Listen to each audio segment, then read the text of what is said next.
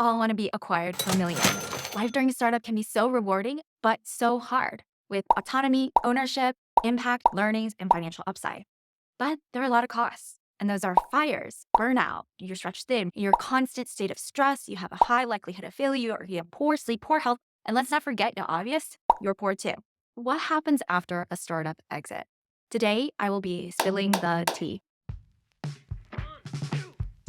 I'm Terry. My family was poor immigrating from Taiwan, so I had nothing to start. But I built a startup from 0 to 1 with no connections, no head start. After 5 years of the grind, we were on track to hit 6 million annual recurring revenue and valued at 20 million. We got 5 offers from companies and joined forces with Kajabi. I've had a lot of time to decompress, and man, it has been a whirlwind. Finally, I'm able to reveal the secrets of life post-exit. So let me first show you the bright side, and then I'll show you the dark side. Before we dive in, please like and subscribe so I know you find this useful. It's the only way that I can keep you motivated. So now let's go all the way back in time to early 2022. After 6 months of intense diligence, the purchase agreement was signed by both parties, and I breathed the biggest sigh of relief of my career. Our 7 full-time team and 20 contractors were all brought on board. Our employee salaries and health benefits started rolling in. I was so burnt out, and I just wanted to lie on the couch forever and just stare at the ceiling for the rest of my life. With all the sudden freedom, I went on a 2-week vacation, made amazing memories with amazing people, and finally spent time with my husband. But when I got back, the real work began. We launched our product Vibely into the acquirer Kajabi's ecosystem, and I felt personally responsible and chose to work my tail off to make this successful. It's been live since, with 54 million in creator revenue attributed, with our team shipping improvements every day. So what do I do now? I live in an amazing $2.5 million home in San Francisco.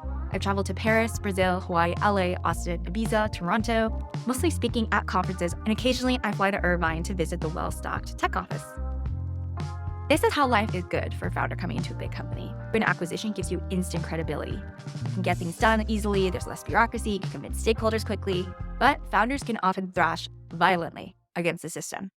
And that leads me to the cold, hard truth, the terrible side of entrepreneurship.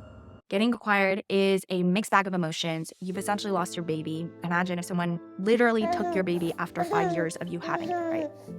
Founders often go through depression. So you'll have people like Mike Krieger, co-founder of Instagram, experience anxiety and depression after selling $1 billion to Facebook.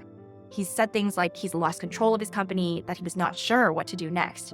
And he also said he lost his creative outlet. Ted Leonis, former CEO of AOL, experienced depression after selling AOL to Verizon for $4.4 billion. And he had lost his legacy, not sure what to do next, and he had failed his employees and his AOL community. Max Levchin, co-founder of PayPal, acquired by eBay for $1.5 billion. After the acquisition, struggled with depression and anxiety, and it got so bad he had to get treatment. And finally, James Dyson. Dyson was the founder of the vacuum cleaner that you probably have in your home or you've heard of, and it sold in 2017 for 11.9 billion pounds. Afterwards, same story, depression, anxiety, treatment. I know what you're thinking. It's hard to feel empathy for people who simply have resources that we would never have dreamed of. But why do they feel this way? There's 2 reasons. Number 1, you feel powerless. When you work at a company, you're no longer an individual, you're a collective. And realizing that you thrashing against the system makes no difference, you feel undervalued, stuck, and you wonder what the point of your entire career is and your life. Second, the joy is truly in the climb itself. Imagine you're playing a video game, but there's no levels, there's no battles, there's no progression, and you're in this constant monotonous state of waiting limbo. How many of you would choose to be in that state for the rest of your life? So, inevitably, founders go back to starting the company and get an itch. Or they find a creative outlet.